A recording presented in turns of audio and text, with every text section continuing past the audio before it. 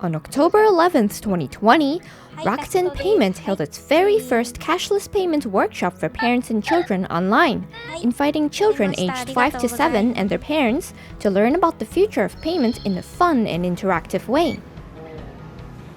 To address family concerns over the increasing smartphone use by elementary school-aged children and their access to cashless payment services, the event welcomed both parents and children.